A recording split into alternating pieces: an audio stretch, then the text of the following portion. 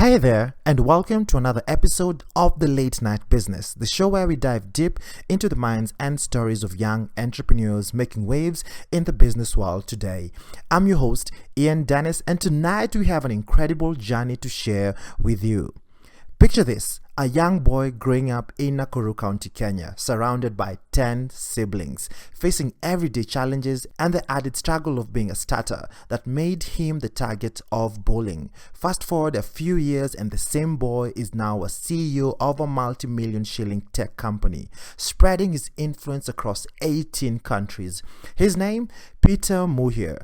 In 2017, with little more than a dream and a drive to make a difference, he founded GILTEX Solution, a company that began by building websites and has since evolved into a leader in mobile app development and management services for hospitals and schools and so many different industries. He did it all through word of mouth and a commitment to quality services. Tonight, Peter shares with us the secrets behind his success, the power of mentorship, the value of a trusted circle of advisors, and the lessons learned from managing money and growing a business from the ground up. He'll tell us how he navigated the stormy seas of entrepreneurship and why he believes that young entrepreneurs should just start, no matter how daunting the journey may seem. Age is just a number when it comes to making your mark in the business world. Grab your cup of coffee, sit back, and let's dive into the incredible journey of Peter MUHIA and let this show begin.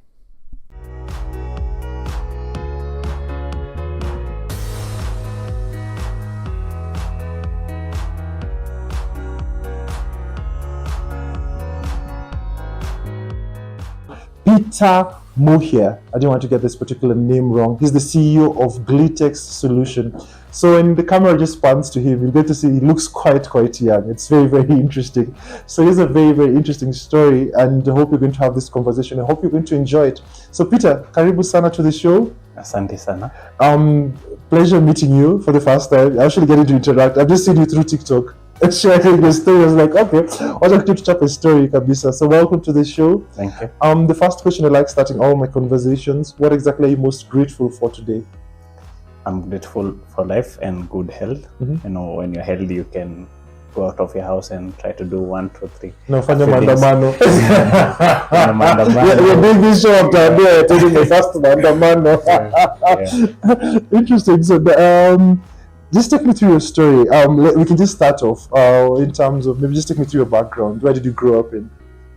I grew up in Nakuru County, a place called Molo. Oh, Molo, Kobaridi. Yeah, Kobaridi. That's where I grew up.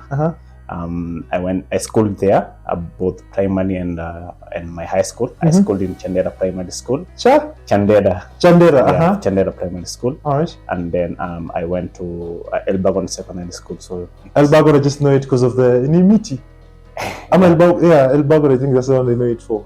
Yeah, so I grew up there. Yeah. So I came to Nairobi because of university, Kamasi University. You got to Badusha, we call Molo Primary, Secondary, and Molo Tech Polytechnic. Yeah. And you grew up in a family of how many siblings?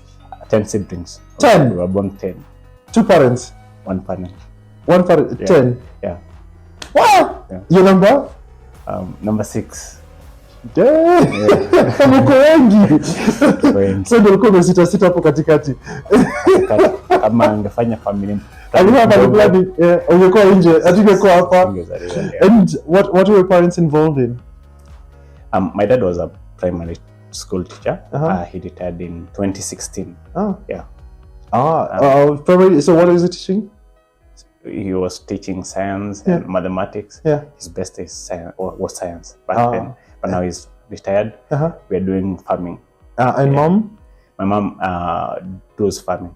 Oh, so mom was doing farming, dad was a teacher. Yeah. And how was your upbringing like in Nakuru, in Molo?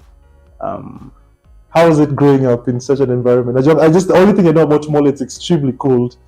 It's cold. Yeah. You know, when you're going to school in the morning, you have to carry some warm water inside in a bottle, a plastic bottle. Yeah.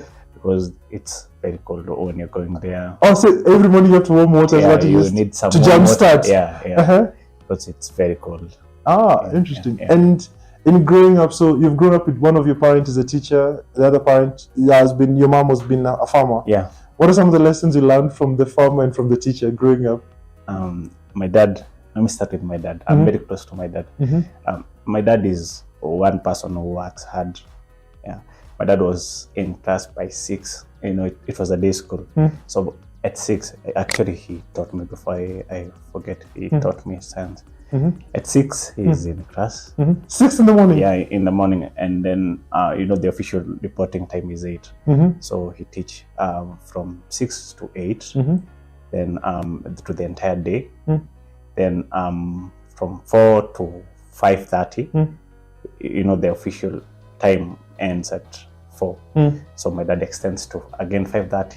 What? Then after school, my dad is in the farm.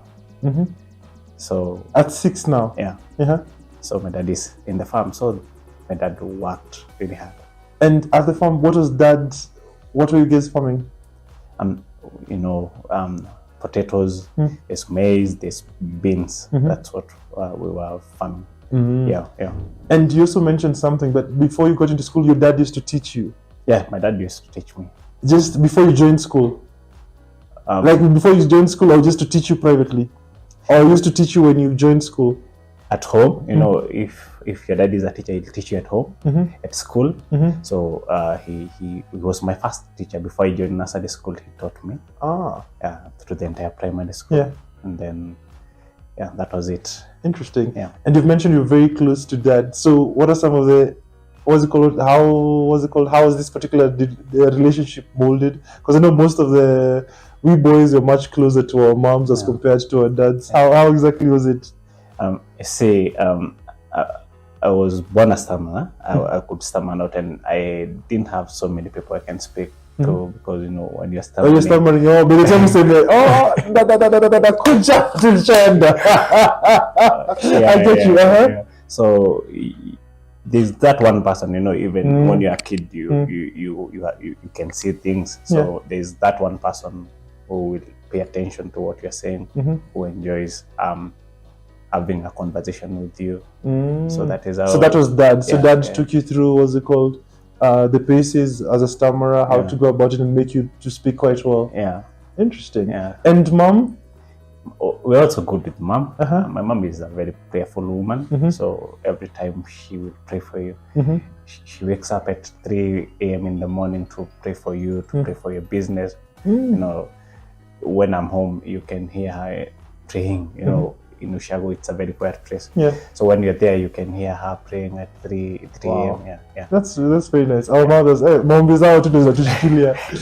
And you've mentioned that one of the qualities that you learned from your dad, maybe when you look back, is that dad was hardworking. What are the qualities that you can say when you look back that you also got from your parents that you can say have influenced you to be where you are right now? There's this thing about my dad. You see, we were born 10, and then he's a primary school teacher, and then he wants to give you the best life. So this guy is dedicated. So there's that dedication that you have. Up to date, I wake up very early in the morning because copy.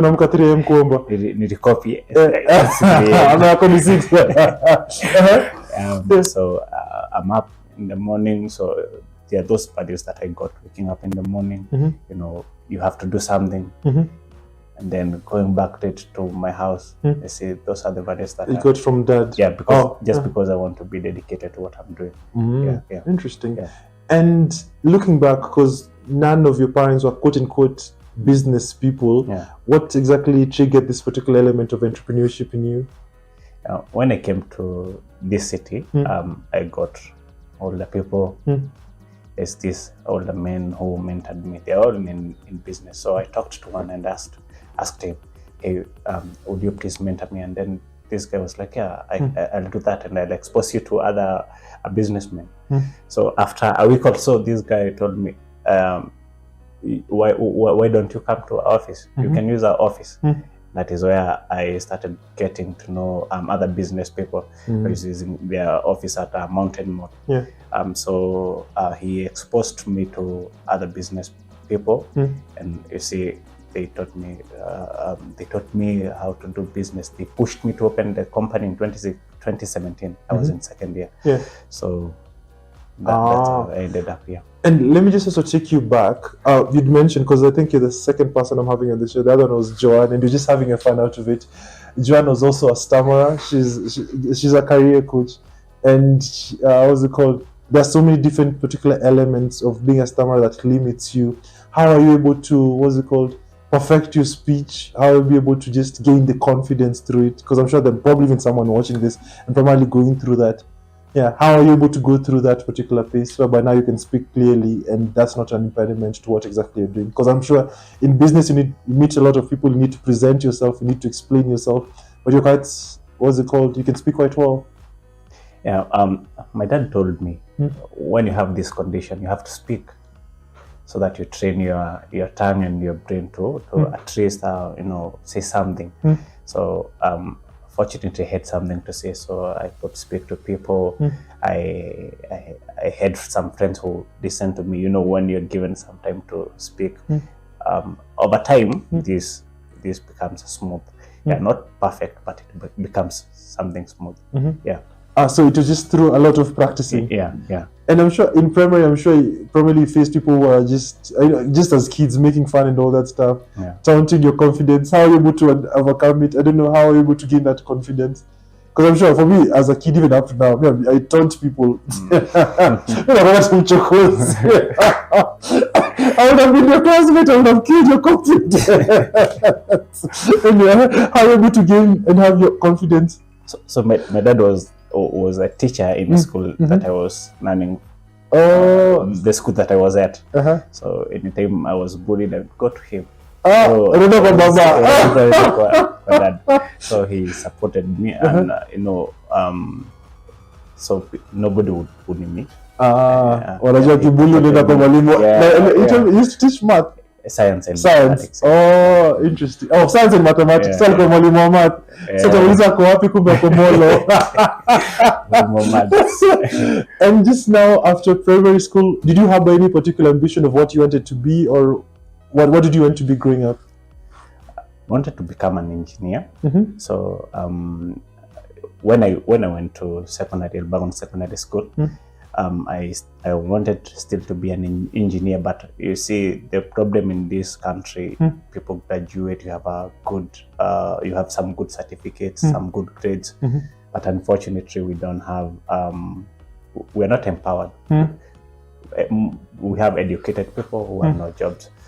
So I think I was informed when I saw the reality, and then decided I want to start my own business. Yeah. What's the reality that you saw in Form 2? Because Form 2 is quite early. Form 2 is still, what's the thing for chemistry?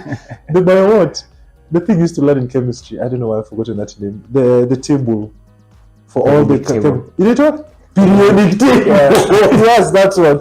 Instead of ordering periodic table, what exactly did you see? What reality did you see that maybe triggered you to want to be business?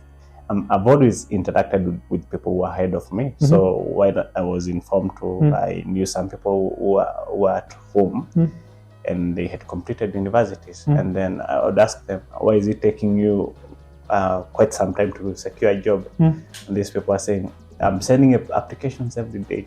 So that triggered me, and I saw this some reality. Yeah. And so I presume you performed quite well in Form 4. Yes, I did. So what did you get? You seem like an A student. Yeah. I don't know.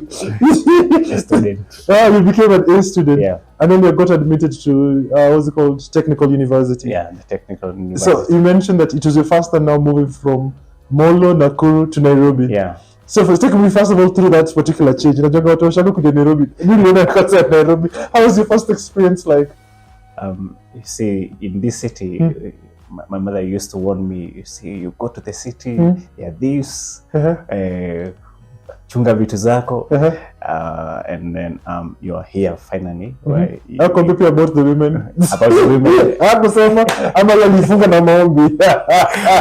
He advised me until like, madhe nimesikia sasa. So you are finally here. It's a city where there are a lot of people. Unachunga kila kitu isibiwe when you're walking to town.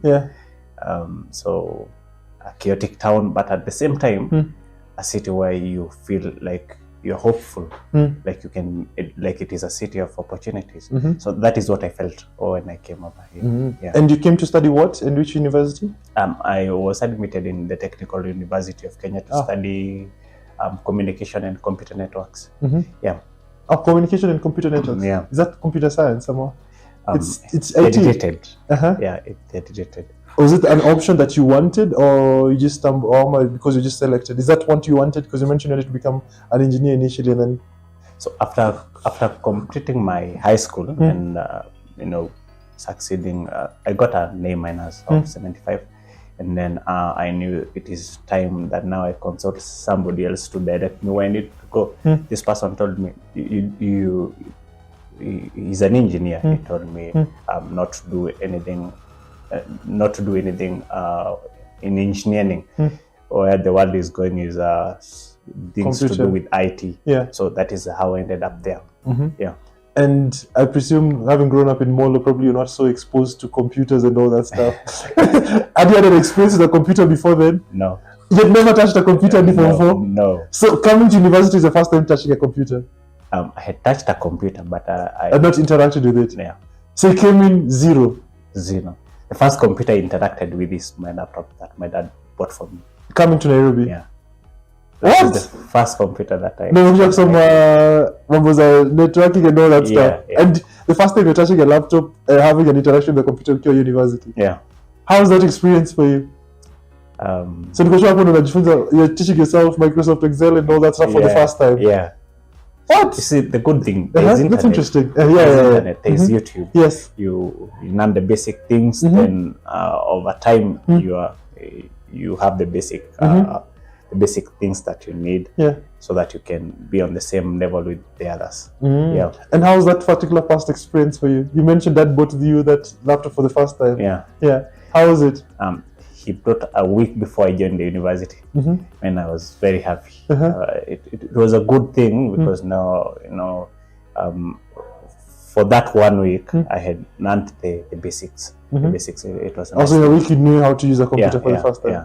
And then coming out to university, I think I'd seen your Instagram post. Dad is one who brought you to Nairobi also for the first time. Yeah. So you guys are very close with Dad, Kabisa. Any progress I make, my dad must be there. My dad must show up.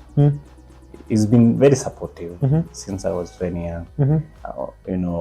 So coming to the university, I was the first person who joined the university at home. So your other siblings had never joined the university? Yeah. That was his moment.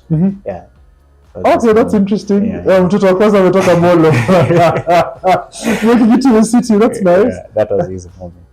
And then now joining the campus, being in a different city, different environment from what exactly you're used to. How did you go about adapting it? Ajol Komezoa Molo, because you mentioned primary Molo, secondary Molo, grown up in Molo. University got you to Nairobi for the first time. How's that experience adapting to the city? I had a roommate called Peter. Just like you? Yeah. So the Peter, really? Yeah. So who's the one who denied Jesus between you two? Anyway, stop with Tiapo. You need the city. You need the city a little bit. So, that time you don't know anywhere in the city. You don't know how to get back home from school. So you used to show me the way until I got it. So that's how I survived with him. He made things easier. Yeah. Interesting. And then where now, because you mentioned how you met some mentors in your second year, and who started teaching you around business. Take me through, who are the mentors? How did you come across them? How did you start learning about business? So it was on a function where I met one called Peter also. So Peter is always meeting Peter. Peter, I have a lot of Peters. So I met him. So Peter Kipata is a Pitana. Yeah. I'm sure the people are loading that joke, but it's fine.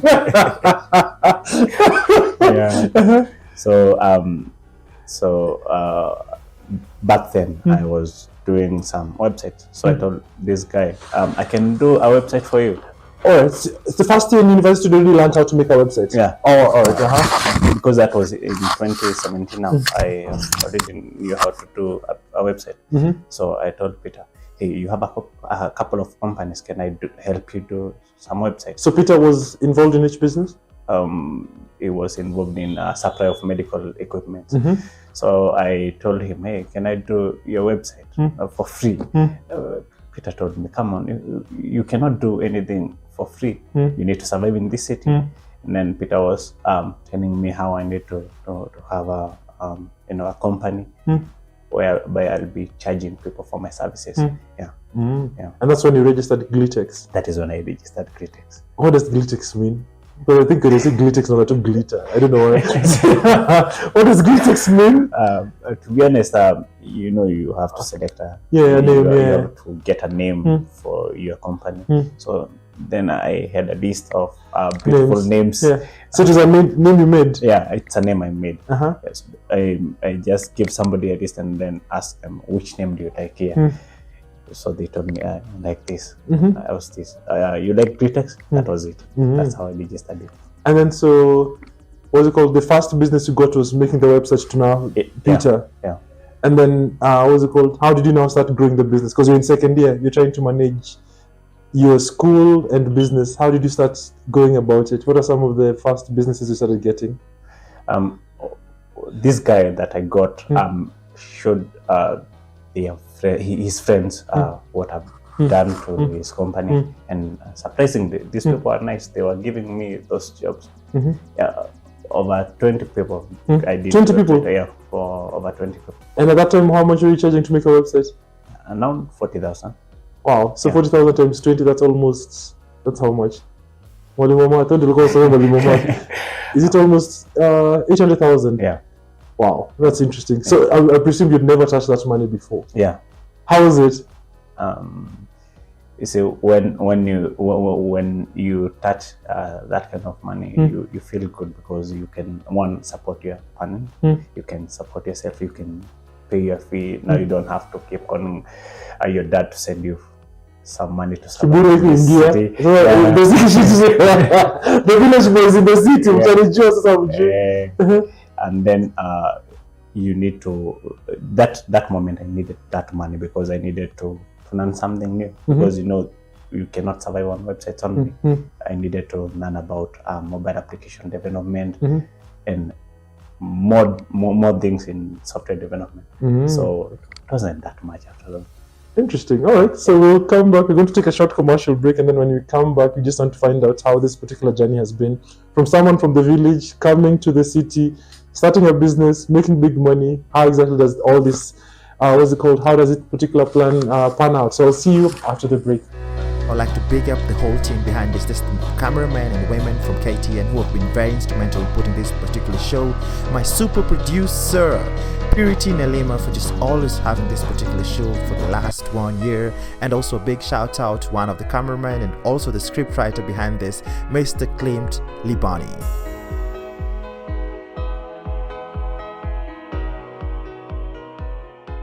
So welcome back to the show. Before we went on a break, Peter was just taking us through his journey from the village to the city and how exactly he set up his business. But also there's a part that I think we missed, that before the business came to be, before you got into websites.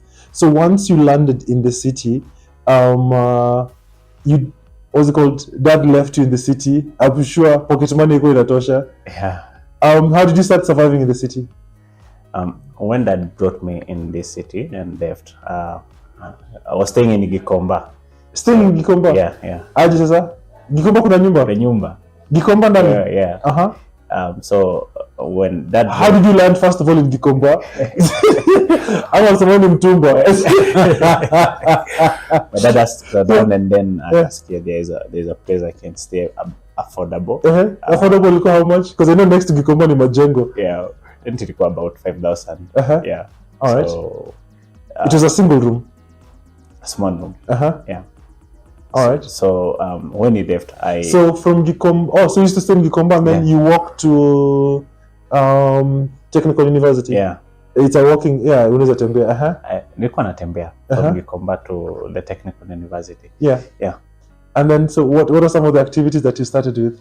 So in Gikomba, there's a lot of people. And kama your pesa itoshi na una your skill, you have to survive in this city. So I hooked oranges in Gikomba market. I used to get them from Madikiti, and then as user huko Gikomba. How did that idea come about? I wanted to earn my coin. I had no experience of how it feels to get your coin, and at that moment you don't have the skills. So in Gikomba, there are those women. They are very supportive. They ask you nifungia wiki because they so najituma, wanakwambia nifungia wiki, nifungia familia. Inamaanisha nini sasa? Like machungwa mob. Yeah. Oh, you buy a lot of oranges. Yeah. Oh, nifungie like nifungie. Oh, naelewa. So they were very supportive, but they gave me a timeline that yenye ningekaa huko. Awangeni support. I think it was like 2 months. They needed me there for only 2 months, so that I go and look for something else to do. Oh, so primarily they'll give you space to sell on their behalf. No, you go around with a bucket. Oh, so they give you. Oh, they don't ask for money up front. Wanakupea wendo uze alafu kuja wape, ama you buy and then you go and sell. You buy and then go to sell. Go sell to them. Ah, interesting. And how did it pick up? So that's what you started with, and then how did it pick up biashara selling oranges? It was good because when you talk to them, and then you see that time you're young, very young, so these people want to support you, so they would take many oranges. Yeah, interesting. Take many oranges. And how much did you used to make through selling oranges? Like 1,500 a day. Oh, 1,500 a day. Selling oranges, that's profit. A lot of money, yeah. Wow, that's nice.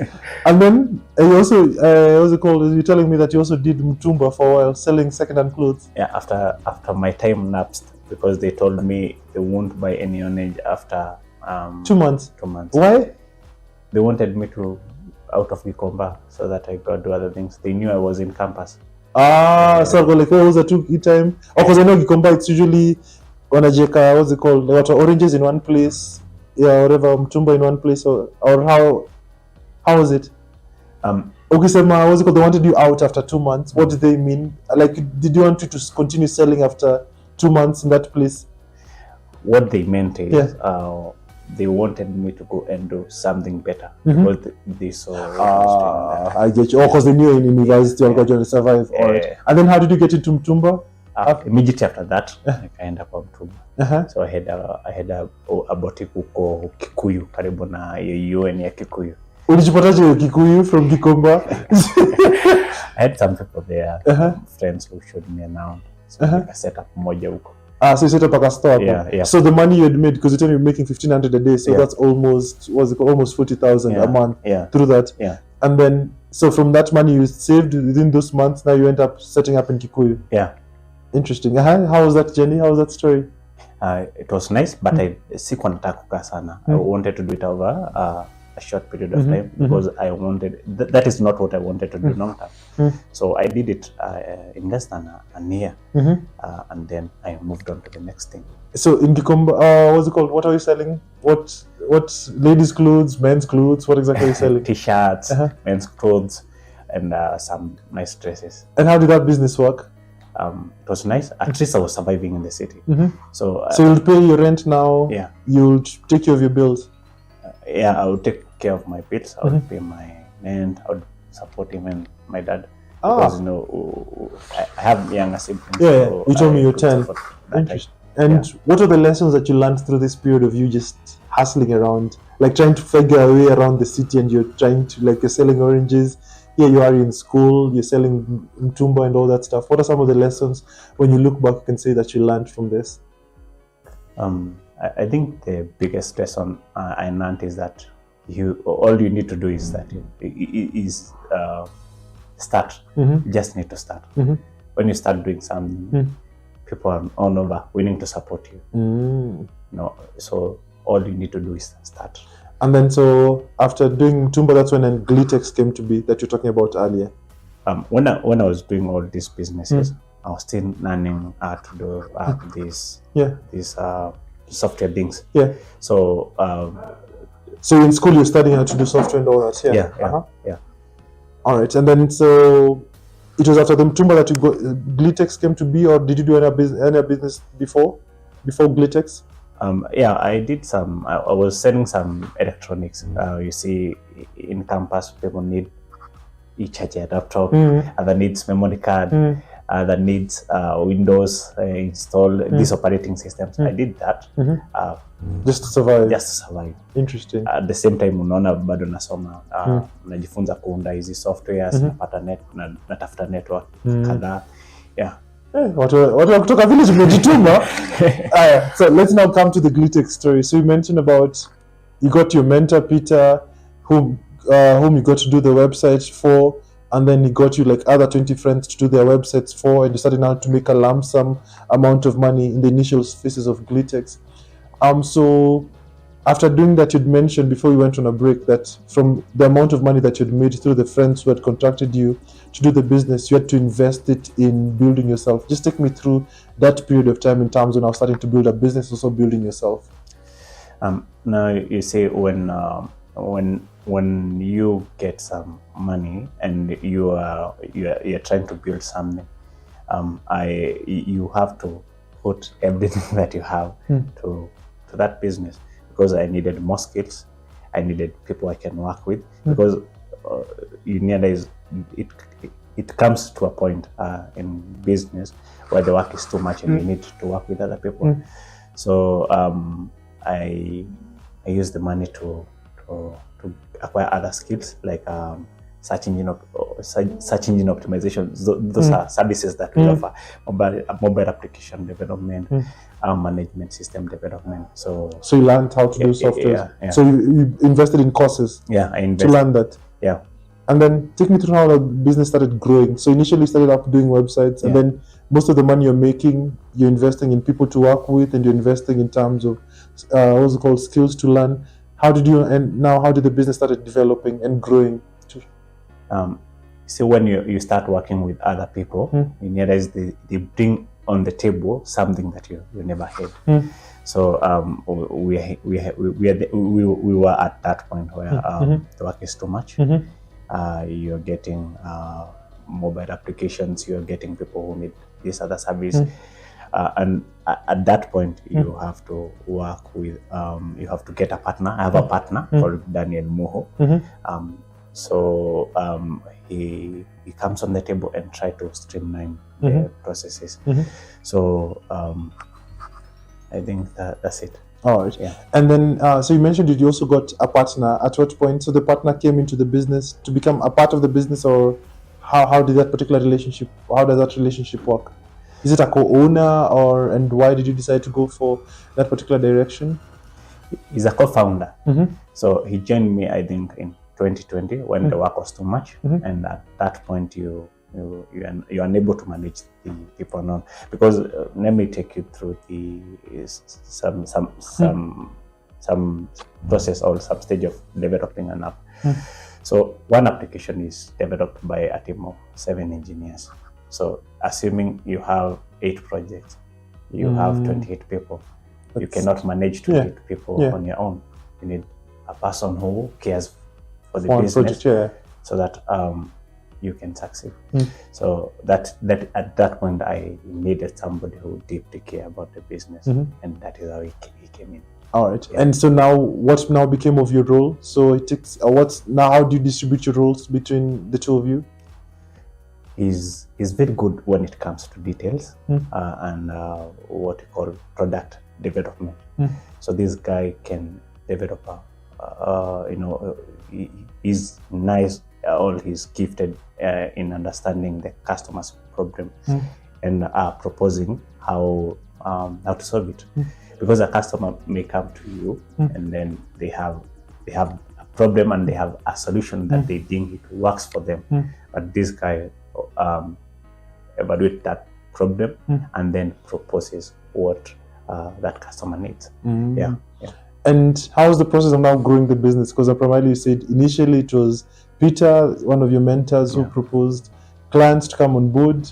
Now you've also gotten your co-founder. How has it started growing? And how are you learning your way through it? Because I believe you started off in second year in university. It's something completely new. How did you learn how did you start finding your way in terms of growing a sustainable business? We have a lot of people who are willing to assist you. People have a lot of information, and people will advise you. And if you have a circle of people who deeply care, these people advise you right. I have a couple of mentors who advise you, instead of doing this, do this. And when you listen to them, like for instance, I have a friend called another mentor called Fidel. This guy will tell you how to be disciplined, how to invest back in business. You see, so that every money you are earning, you're not spending it. So with people of goodwill in your circle, they advise you right. And when you start implementing or taking the advice, you find that your business is going gradually. And with comes business growing, also comes money, also comes an essence of influence. How did you handle it quite young? Because I know you're from the village, you can say How did you start handling it all up? Did you go all woke, or are there mistakes you made, or how did you handle it? This journey, this progression, because you're young, you want to enjoy life, you want to live life, you want to succeed. How did you start maneuvering around it? Well, I think something funny with growth. Growth is an expensive affair. Very. Because when you grow, you need employees. They need salaries. When you grow, you need an office. You need to pay the bill. Yes. So it seems like you have a lot of money, but at the same time, you have so a lot of responsibility. Yes. Yeah. And so, how are you managing it? You see, with this discipline that you have, the money thing, people advise you how to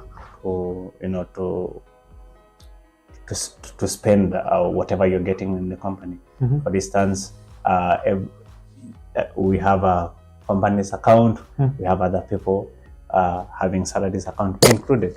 So what happens is that with such a discipline, whatever belongs to the company belongs to the company, so that we don't reach to a point where employees don't have salaries because they are the great resource of the company. So that is how I maneuver through growth. And were there any mistakes that you made looking back in the initial years? A lot of mistakes. What are some of the mistakes that you feel that you made at that particular point? Thinking that I can handle the company on my own. A company is a big thing, and you definitely need somebody to help you do stuff. You cannot manage a company that you want to make it a known, a sustainable company. You cannot handle it alone. So the mistake that I did is thinking that I'm owning my company just by myself without a partner. You feel like you own everything, but things start going wrong. You start missing deadlines because you are overwhelmed by the number of people you're supposed to manage. So that is the mistake that I made. Interesting. Yeah. And also money. I like asking questions around money and also leadership. But maybe let's say for money, what are some of the lessons around money that you learned also in terms of how do you manage money? The money thing. I feel like money should not be when you're in business, money should not be the main thing. The main thing should be what you're giving. Because if you're giving people priceless, if you're giving people priceless services, these people are willing to spend. So what we do, or what we do at GILTEX is that we give people value, and when these people see value, they pay us. Yeah. And it ends up being a long-term thing because this that thing that businesses need, and they are willing to pay any amount. Interesting. Yeah. And take me through. So you started off doing websites. You mentioned you went into mobile apps. What's been the evolution in terms of GILTEX and what exactly it is that you are concentrating on as right now? Say when in software development, when you're starting, you don't have a lot of money to pay good engineers, and that means that you miss things like deadlines and something. But as you grow and as you get client who are paying you, and now you can afford good engineers. So now you're able to give people quality services. Yeah. So what are services that you're offering right now? Right now, our major service is mobile application development. A lot of companies now need to. A lot of companies right now needs things like mobile applications, especially e-commerce mobile applications. So that is a major service. We also have management systems that we develop for hospitals, schools. Yeah. And in terms of what's it called? Because it's a journey you started off doing it for friends. What are some of the corporates or maybe big names or big projects you've worked on so far? Let me mention this. I won't mention the names, but I can mention this. We have customers here in Kenya, and and apart from Kenya, we have customers in other 17 countries in Africa and outside Africa. Yeah, we have quite a number of clients. Interesting. Yeah. And how far has the company grown? So it started off with you got co-founder, you've gotten employees. How big has the company grown over the period?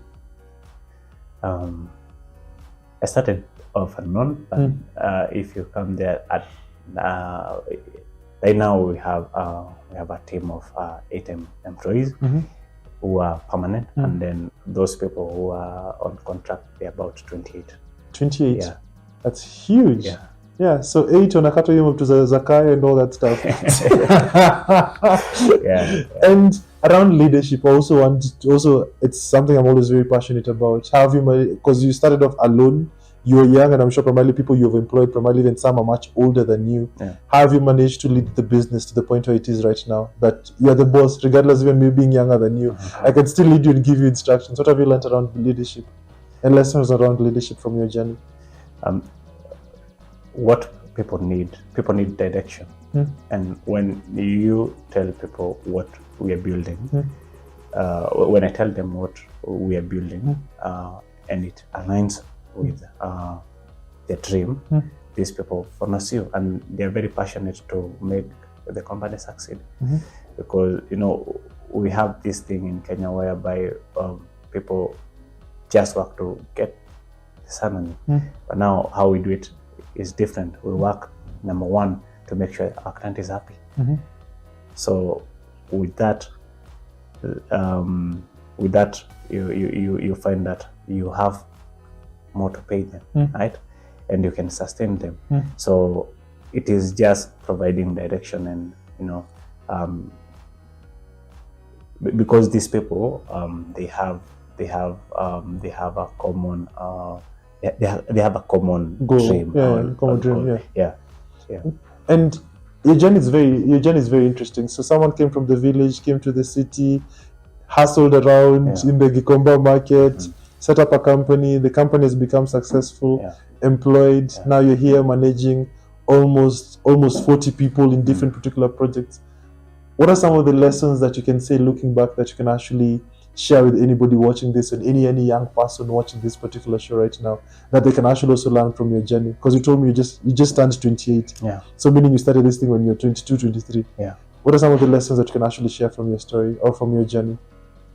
I think something that I can say is that again, I said this, you just need to start, because when you start, that is when things becomes clear.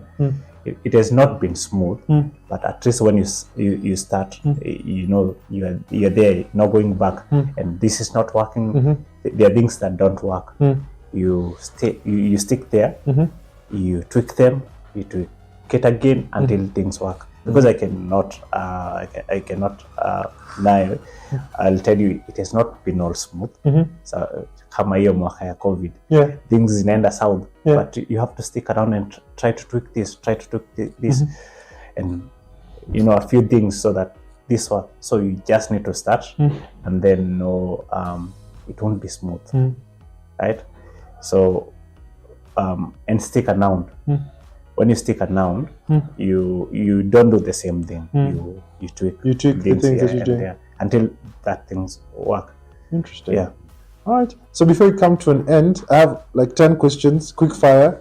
I'll be asking, and then you answer whatever that comes to your mind. So the first question: what do you think is the greatest risk you've ever taken? The greatest risk. Yes. Betting on business and not on my certificate. This question is very interesting. What time do you usually go to bed at night? 10 10 p.m. 10 p.m. Yeah. And then you wake up at what time? 5. 5. Yeah. Every day. Yeah. You work for how many hours?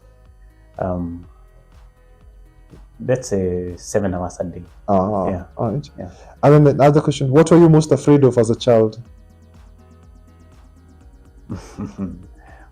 As a child, not being successful. As a child? Yeah. What is one of your nicknames? My nickname. Nickname? Joho. Joho? Yeah. Unapesa Joho. I was in politics. You're in politics? School politics, yeah. School politics? Yeah. You became, what's it called? You got a role? Yeah, faculty rep. Faculty rep? Yeah. So you got faculty rep for which faculty? SCIT, School of Computing and Information Technology. That's very interesting. So the Stammerer became a politician. Yeah. That's interesting. What is that one thing that you regret spending money on? What do you regret spending money on? Bad coffee. Bad coffee? Yeah. Interesting. Another question. How do you usually answer the phone? What type of phone? And phone? No, if someone calls you, how do you answer the phone? Hello, this is Peter. Yeah. Are you more of a thinker or a doer? A doer. Another question. What do you think the meaning of life is? Progress. Yeah. What scares you? What scares you? What scares me is not being in a state of being in a coma. Scares me. In a coma? Yeah. Who inspires you? My dad. And the final question: would you rather have more time or more money? More time. Why? With more time, you can create that money. Yeah. But also money can buy time. Money can buy time, but you can create more money with more time. Yeah. So it becomes timeless. Yeah. But I really enjoyed this particular conversation. What's it called? Quite an interesting story, quite an inspiring story from someone who came from the village to the city and is doing quite well. So wishing you quite well. And hope you actually, by watching this, you've been inspired. So the company is called GILTEX. Yeah, GILTEX Solutions. And just the final question, it's more of like HR question. What does the next 5 years look like for you?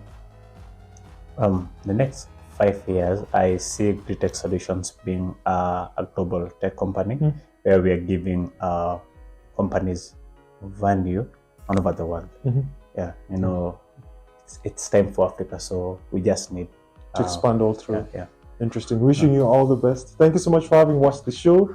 Hope you've learned something from this particular conversation. Hope you've been inspired, because one thing that Peter mentioned, you just have to start, which is such an important aspect. Before we get to end the show, I want to remind you that 2 of my books, one, Food for Thought, is actually out at Textbook Center. Primarily it's quotes, reflections and philosophies around life and business. And also The Business Conquest is also out. Interestingly enough, the forward is by the late Chris Kirubi, and it shares interesting entrepreneurship lessons that you can actually get to learn from different entrepreneurs and from myself as a business coach. So thanks so much for having watched The Late Night Business. Follow me up on social media at Ian Dennis Network, and also follow at KTN Home.